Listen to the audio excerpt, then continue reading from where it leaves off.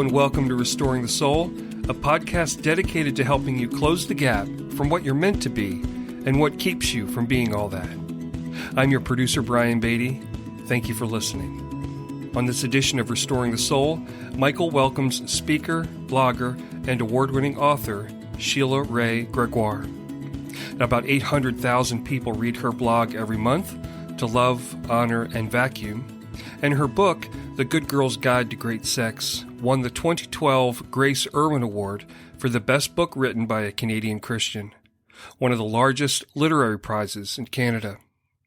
Her latest book, The Great Sex Rescue, is due to hit shelves on March the 2nd, and you can pre-order through Amazon. And we're thrilled to feature her conversation about the book with Michael today. Now, at this point in my introduction, it might be a good time to have the little ones go play Mario Kart or head on outside to build a snowman. For the content in today's interview is definitely designed for mature audiences. We're going to pick up Michael's conversation with Sheila mid-sentence, where she's describing the motivation for her latest book, The Great Sex Rescue.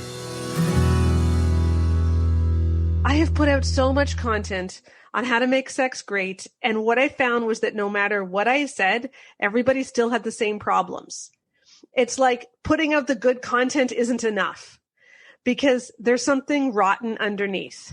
And in talking to people and listening to comments over the last few years, we just realized that many of those things that are rotten underneath come from some of the teachings that we hear in evangelical circles. And so last winter, together with my daughter, who's really good at psychometrics, and a statistician that we know very well, we surveyed 20,000 women. It's the largest survey ever been done of Christian women's marital and sexual satisfaction to try to get to the bottom of what is stopping us from experiencing sex the way God intended. And I think we got some really interesting findings of what really messes stuff up for couples. And I'm eager to unpack that, but let's back up just one step. Your husband's a pediatrician. And I thought this was a brilliant analogy. You said that he would never dare prescribe certain kind of treatment for asthma unless he knew what the problem was and the effect as to whether that treatment was helping. And you asked the question, what if our evangelical treatments for sex issues were actually making things worse? And that's actually what you discovered, right? Yeah, like in medicine, they do something called evidence-based therapy. Like you need to have some evidence before you do it. In the evangelical world, we do things a little bit backwards. What we say is, let's figure out what the Bible says about something, and then let's do it. And that's not necessarily the way Jesus saw it. Because when I hear Jesus speak, what he says over and over again is that a good tree can't bear bad fruit, and a bad tree can't bear good fruit. And he says that we're supposed to know things by their fruit. And I think what's happened is that we've gotten so focused on figuring out what we believe and that we've forgotten about the fruit. And to me, if something bears really bad fruit, that should be a sign that we're interpreting something wrong. And that's what I hope people will get from this book. You know, if you follow a certain belief and you end up with terrible orgasm rates and terrible marital satisfaction, then maybe there's something wrong with how you're seeing the Bible. Because when we follow Jesus, we don't end up worse off. Yeah, that idea of asking what does the Bible say and then doing it, there's two problems with that. The first is that many people can't do that. And it's like having the answer to the question, but without asking the question. And what you did in your survey was literally ask 20,000 women these questions. What did the data tell you? Well, first of all, there's a 47-point orgasm gap. That's the big picture that I want everyone to understand. So around 95% of men reach orgasm almost always or always when they have a sexual encounter. For women, the comparable number is 48.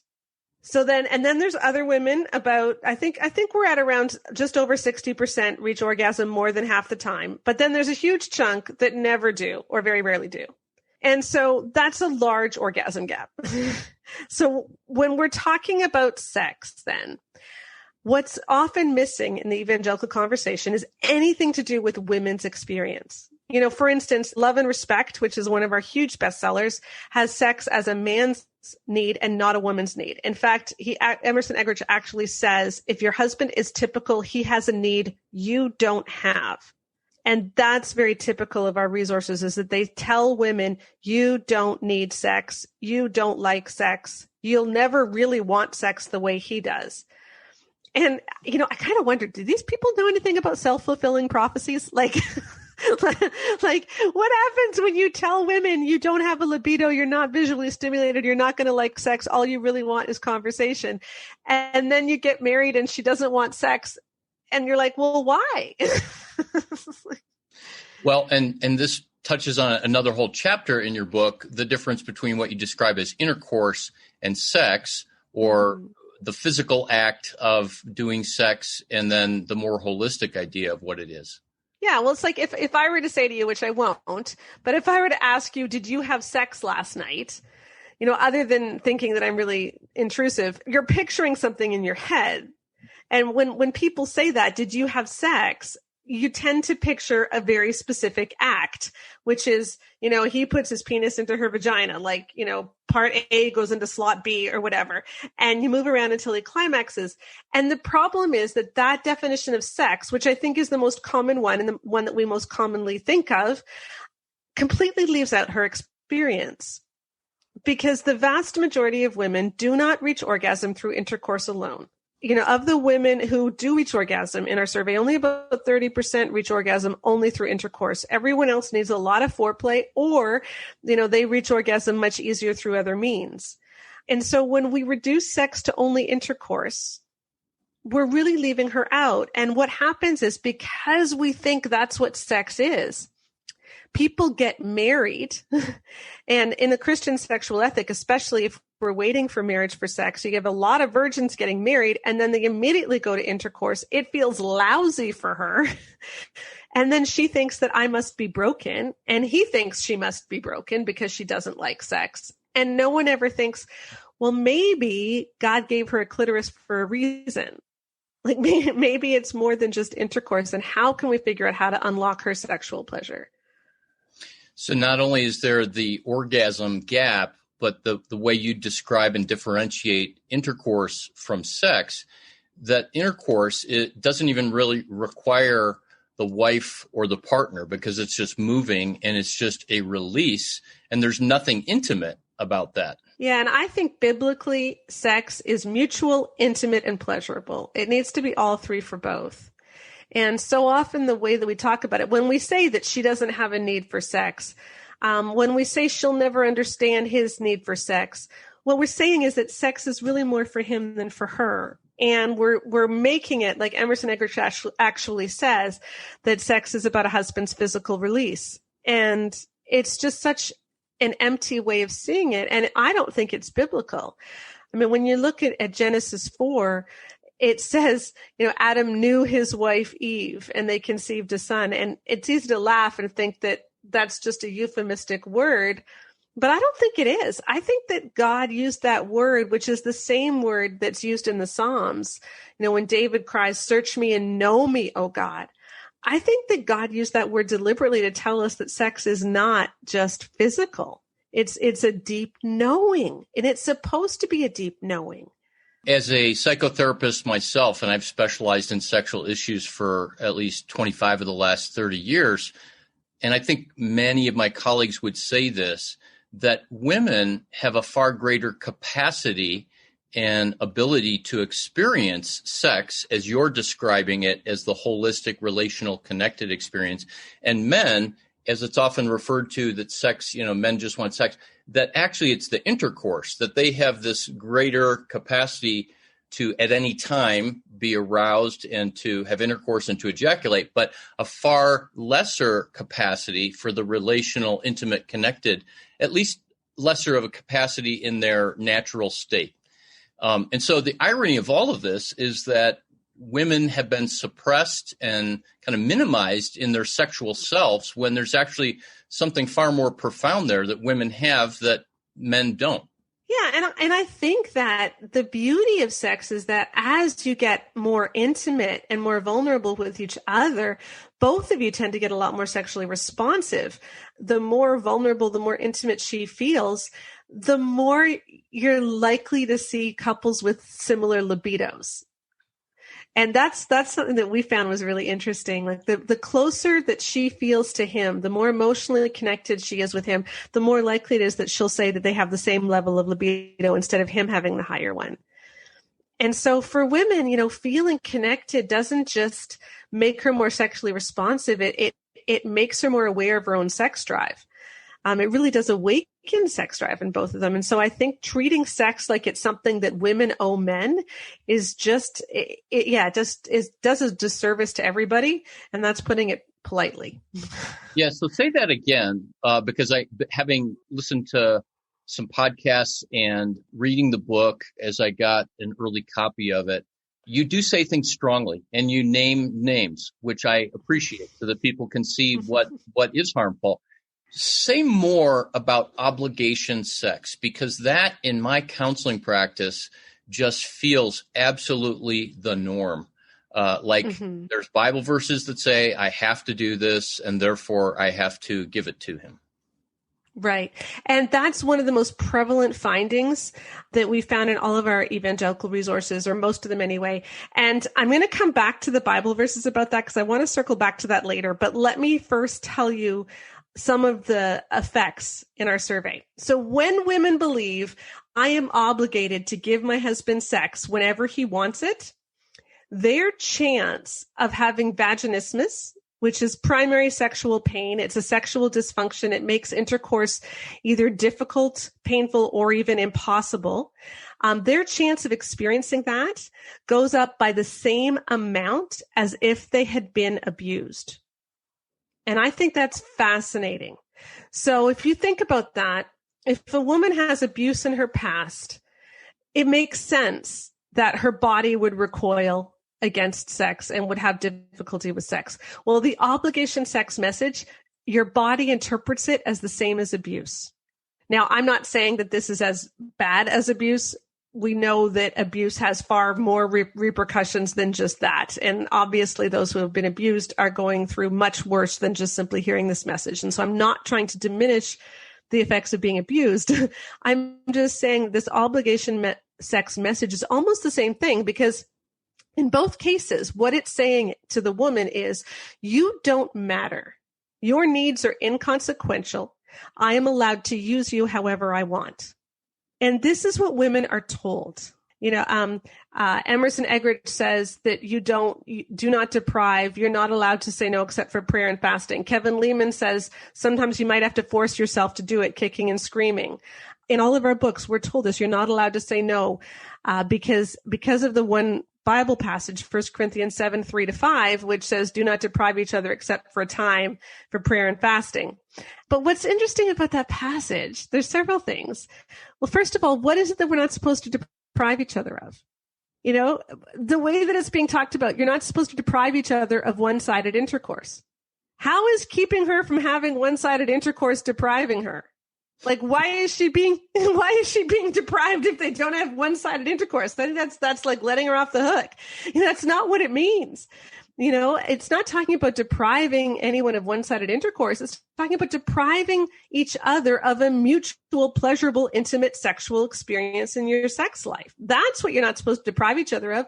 And if we're looking at a 47-point orgasm gap, she's the one who's most likely to be deprived.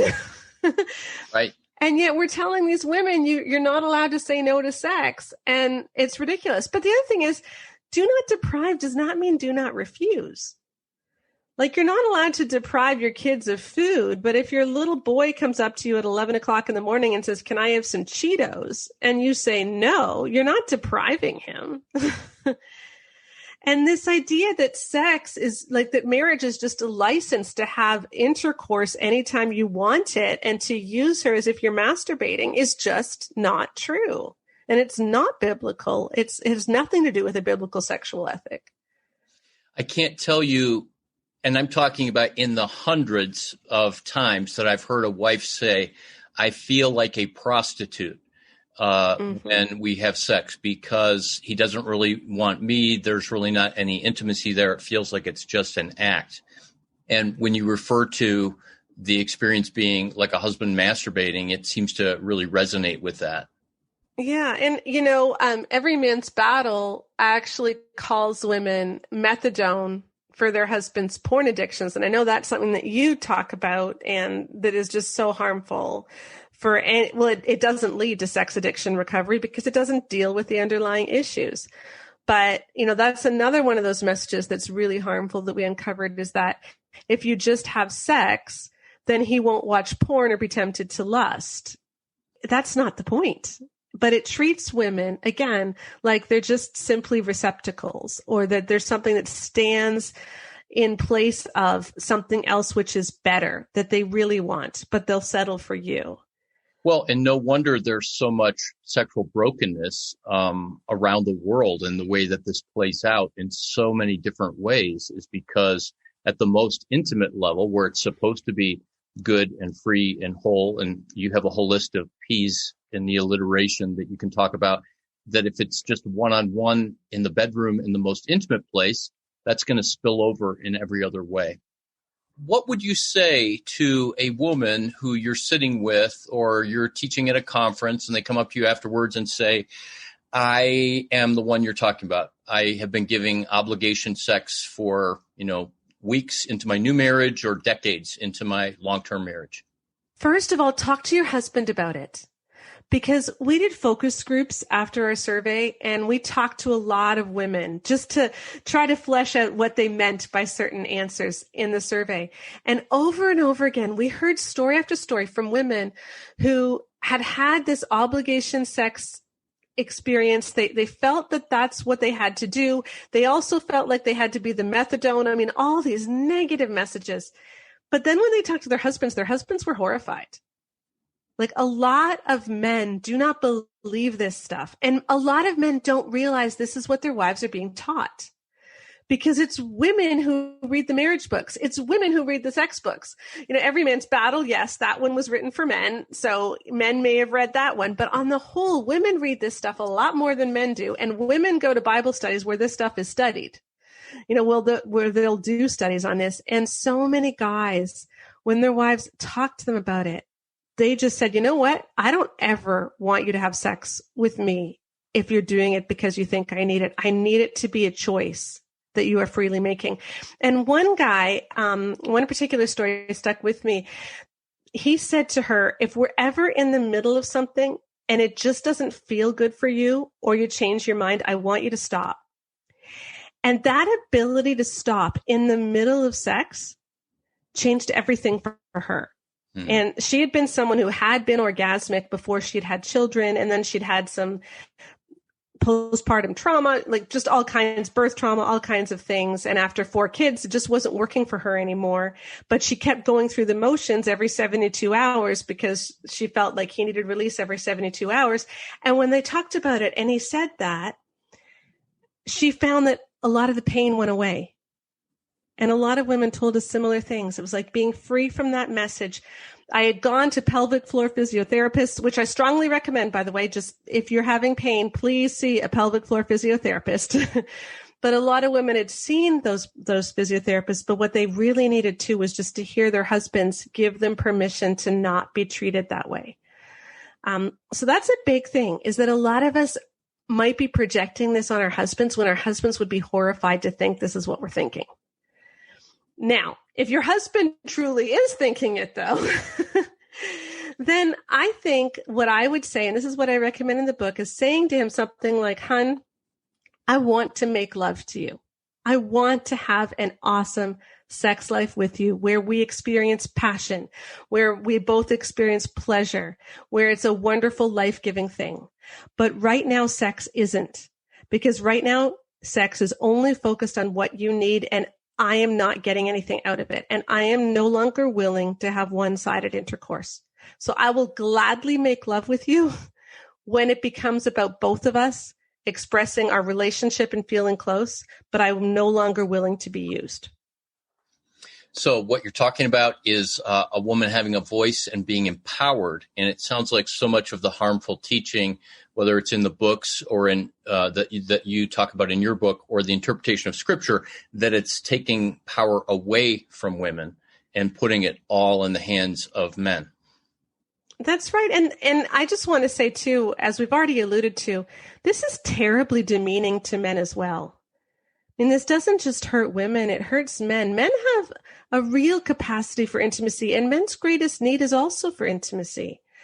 And I think what's happened is that we have channeled their need for intimacy into intercourse alone, and they haven't learned how to open up in other ways because we just haven't taught men or praised men for that or anything. And so a lot of guys are really intimately anorexic. They don't know what to do. They don't know how to form real intimate bonds or how to experience real intimacy during sex. And it's hurting all of us. And we just need to get back to what God meant for relationship. Sheila, I really appreciate both those words and your humility there, because I think it's relatively common, maybe not as much for Christians, but that when a woman is trying to advocate for women's needs, and in this case, mutuality in sex, it can often come across, or in fact be, kind of anti-man. So to be pro-woman is to be anti-man.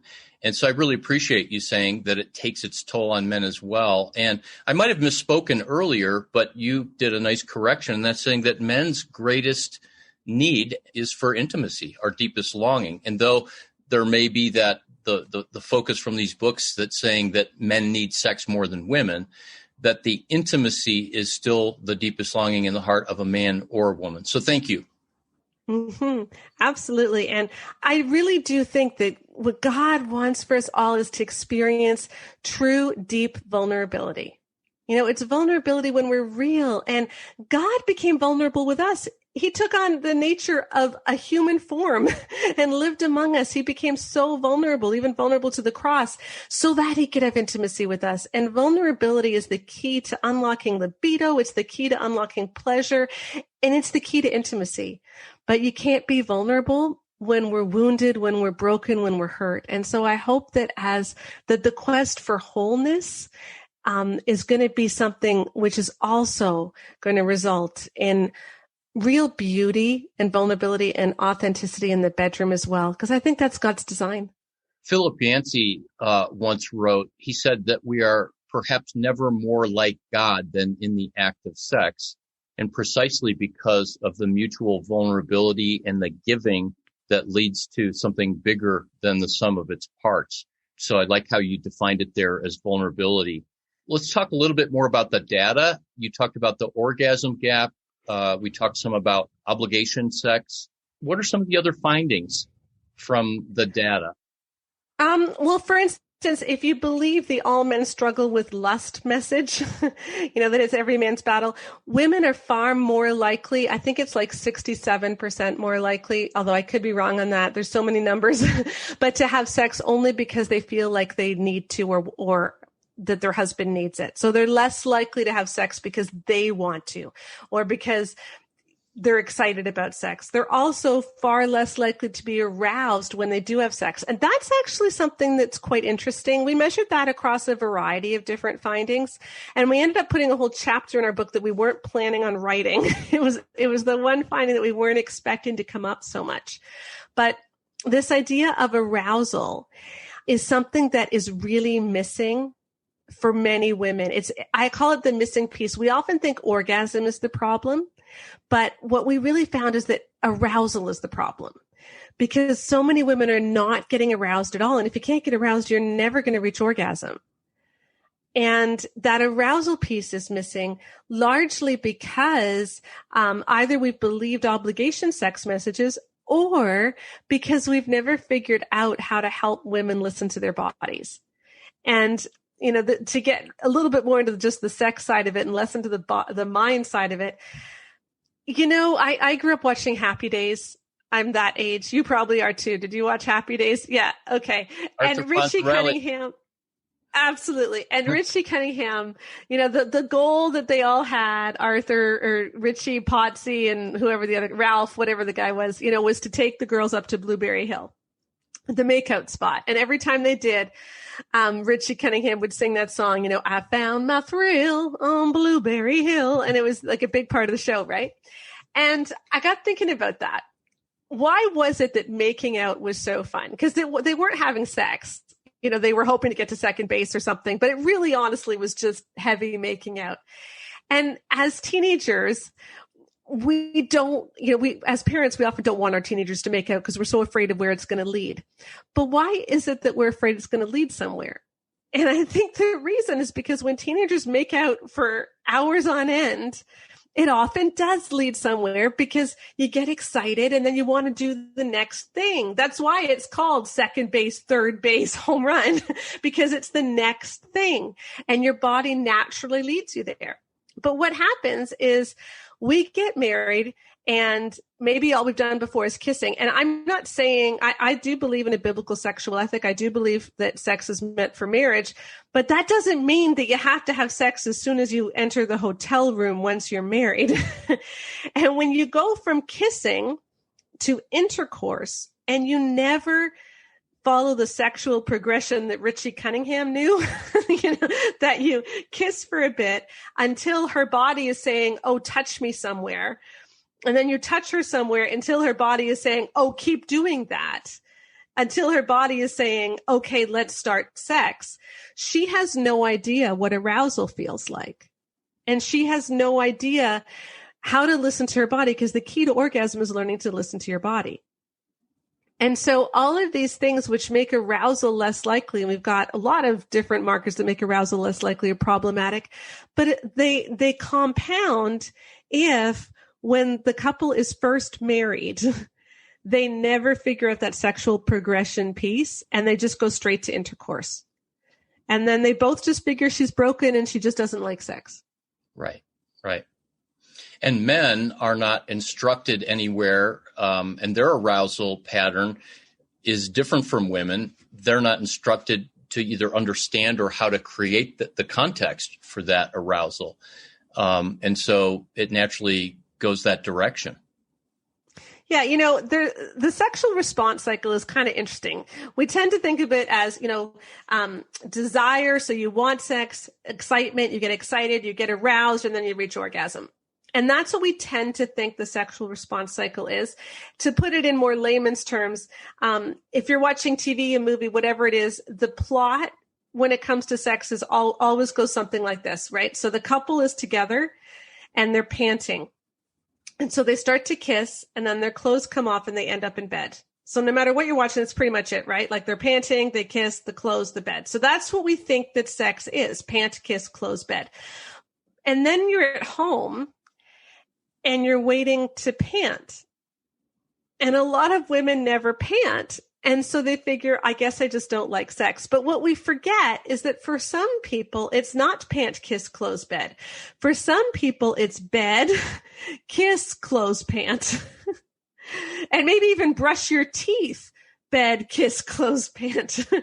Like, as long as you're panting at some point, it doesn't matter when the panting starts. And so a lot of women, we asked follow-up surveys on this one too, a lot of women start sex without being aroused, but they're confident they're going to get aroused at some point. And those women are just as likely to reach orgasm as those who start making out already aroused. So it doesn't matter when you pant, as long as you do at some point, then she's just as likely to reach orgasm. But because men's sexual response cycle tends to start with him panting, it's very easy for both of them to think that she doesn't have a libido if she's not panting first. And in sexual literature, it's called responsive libido versus spontaneous libido, but you don't need to remember that if that's too confusing. You can just think about panting. I find that a lot easier.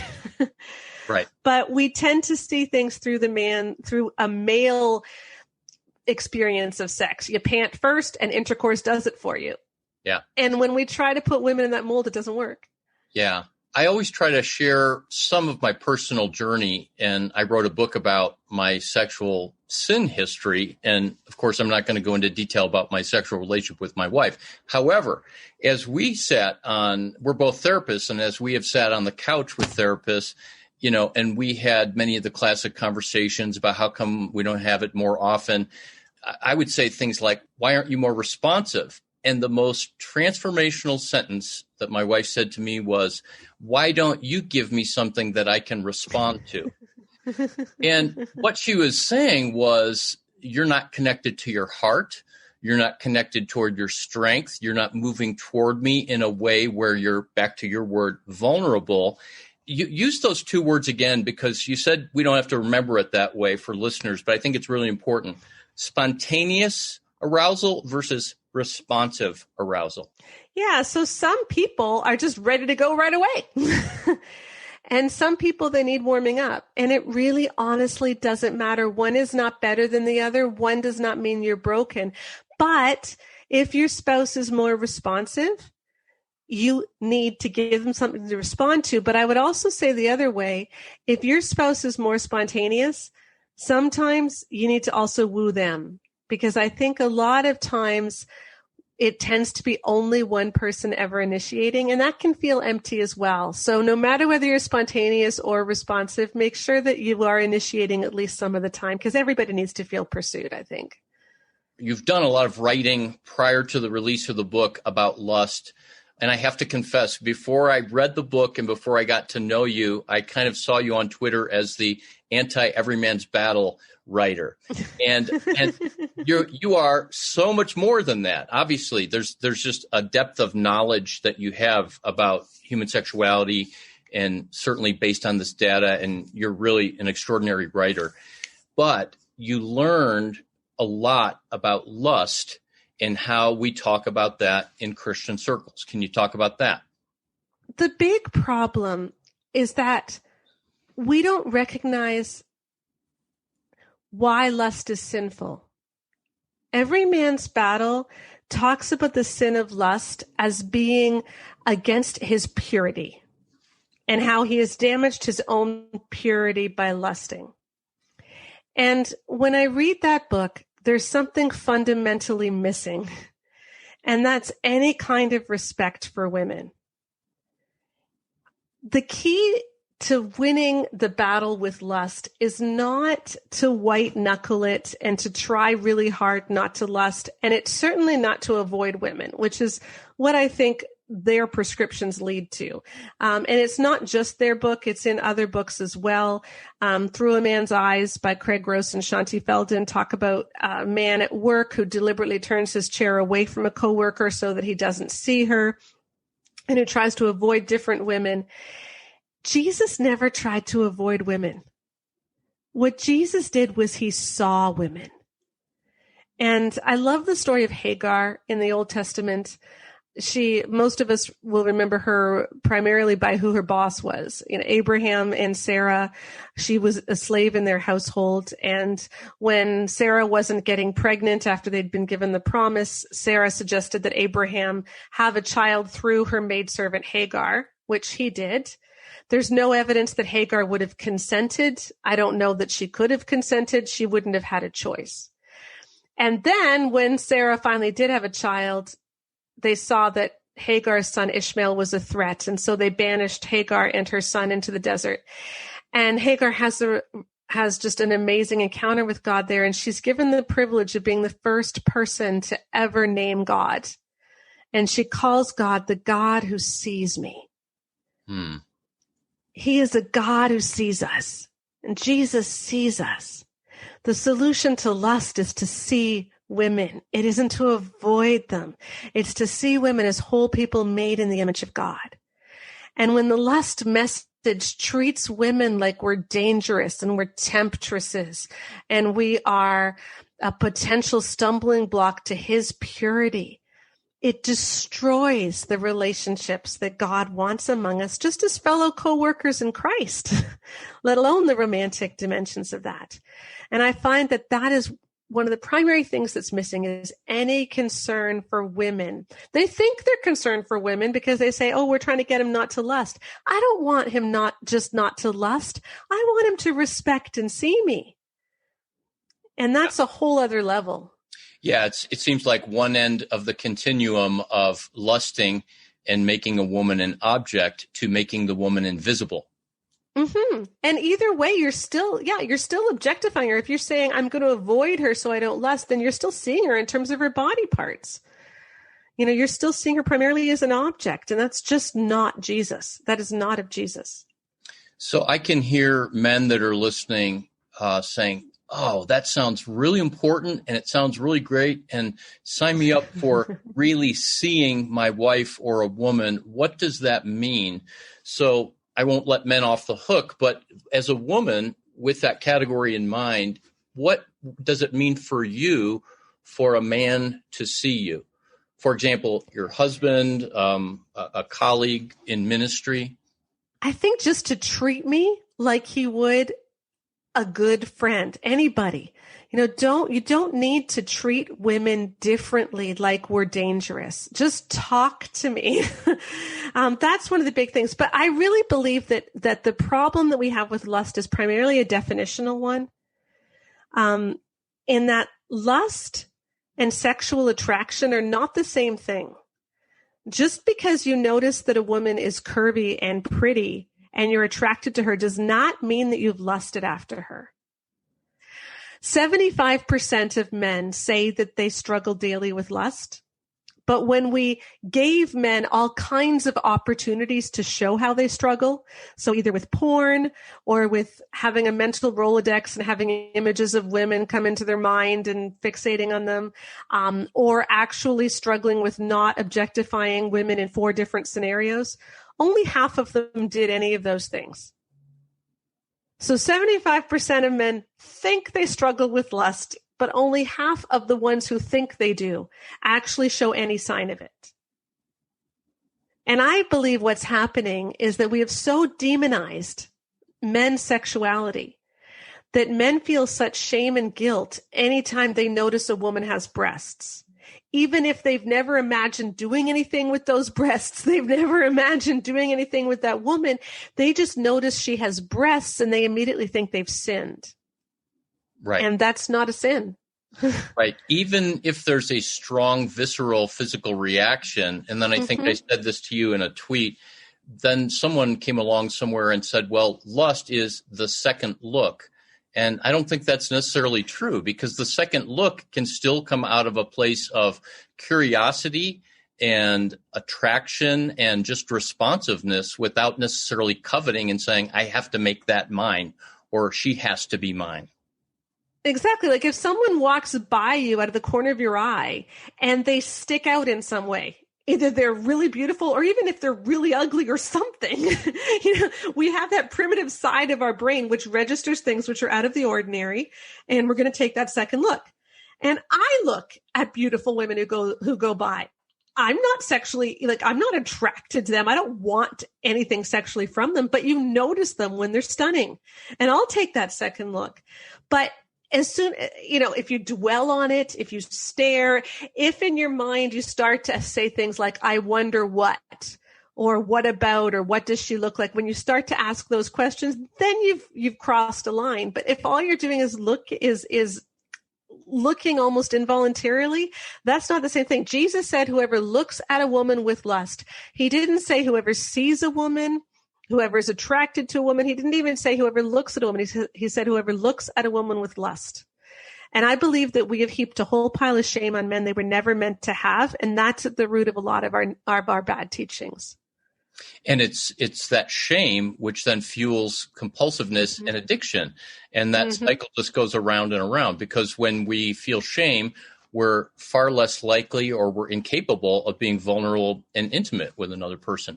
I just want to say that in my book, I wrote about lust, that the Greek word for lust, when Jesus refers to that in Matthew 5, is epithumia, and it means strong desire. And the same word is used in the Passover Last Supper meal when Jesus said, I have eagerly desired to have this meal with you. It's the same word about lusting after a woman. And so there's a way that we need to parse it even more, where to lust is not the first or the second look or the physical reaction, but a kind of conclusion of, I have to have that in order to feed my soul, in order to meet a need, in order to plug a hole, if you will. And it's what I talk about, the difference between that initial response, which is desire, and then how that's a demand of, I'm going to clench my fist and now I'm going to take what is before me and make it mine. That's what I think is the problem. And I love the fact that there's a permission here for men to be men and to be human in the same way that you would say that as a woman, you can have the permission to be attracted, but that's not what we're defined by. Exactly. And the other big thing that's missing from a lot of literature is the idea that women can lust as well. In fact, a lot of our literature says women don't lust, that women are not visual. And actually, the most recent research that's been coming out of brain scans shows that the same parts of a woman's brain lights up as a man's to visual stimulation. There really isn't that gender difference that we think there is, at least biologically. It's just that we've conditioned different responses out of both men and women. And so this idea that women can't lust is a very dangerous one too. So I want to wrap up in a couple of minutes, just to respect your time. I feel like there's kind of a meta message of your book. And it seems to me to be parallel with a movement that I see happening in the church today, and that is a reckoning on behalf of women. That you could take the title of your book, The Great Sex Rescue, and it's almost like this book is rescuing the female sex from the oppression of these beliefs and the bad teaching and the bad interpretation. But there's been a lot of diminishment of women and a lot of telling women how they need to be constrained, to be quiet, to not have a voice, and frankly, a lot of misogyny. Your book is really empowering in that way. And was that intentional? Absolutely. I think in a lot of ways, I needed to do it for myself too. You know, I read The Act of Marriage before I got married, and you said that you've shared about your own journey. My journey is one of vaginismus. I shared this in the book, and I've shared it in all my other ones too. For the first few years of our marriage, sex was terrible because sex honestly hurt. And in those days, we didn't know about pelvic floor physiotherapists. They took me to a doctor who told me that it was all in my head, and at some subconscious level, I was rejecting my husband, which I wasn't. And it just caused so many marriage problems. And I remember reading The Act of Marriage and reading the part where I was no longer allowed to say no. And it was 1991, before Kindles. I read it in the bathtub, and because that's where I did all my reading. And about 2/3 of the way through, I drowned it. I held it under the water until it died, and then I put it in the garbage. And I wish I had done that earlier. But I felt my body change after reading that book, because until that moment, I had been so looking forward to sex. And after that, even though I wanted to have sex, like I did, I kept thinking in my head, nobody has the right to use me without my permission. And I could never reconcile that. And I still, to this day, my husband still has to convince me, especially as I've been going through menopause and hot flashes and everything. He keeps saying, it's okay to stop if you get a hot flash, like we don't need to keep going. But I have a difficult time with that because I listen to all of this stuff. And, we had to do this, I think, my daughter and I and Joanna, who also wrote it, just as our own part of our own catharsis and part of our own journey. For them, it was more fighting back against the purity culture. And for me, it was more this obligation sex message. But it has been a really negative thing. But I'll tell you what's made me the most sad is that all of these books got as popular as they did. I'm not sad these books got written. There's always going to be bad stuff written. That's just natural. But the fact that pastors didn't speak out about women being called methadone, or, about telling women that you have to have sex even if he's straying or drinking, as Emerson Eggerichs did, that should never have been done. And the fact that more people aren't speaking out now, I'm so glad you are. And I have found licensed counselors are the best people. Licensed counselors will talk about this stuff, but pastors just aren't. And a lot of the big names that I know personally are not. And I find that difficult. Well, thank you, Sheila, for all that you're doing. Thank you for your labor on this newest book, especially for the data. I love how the data and your interpretations of Scripture and your experience in ministry, they just all align, and just very, very grateful. So thank you for this conversation as well. And we'll make all of your website and social media and blogs available to our listeners. Wonderful. Thank you. So thank you for listening to another episode of Restoring the Soul. We want you to know that Restoring the Soul is so much more than a podcast. What we're all about is helping couples and individuals get unstuck. You know how some people go to counseling or marriage therapy for months or even years and never really get anywhere? Our intensive programs help clients get unstuck in as little as 2 weeks. To learn more, visit restoringthesoul.com. That's restoringthesoul.com.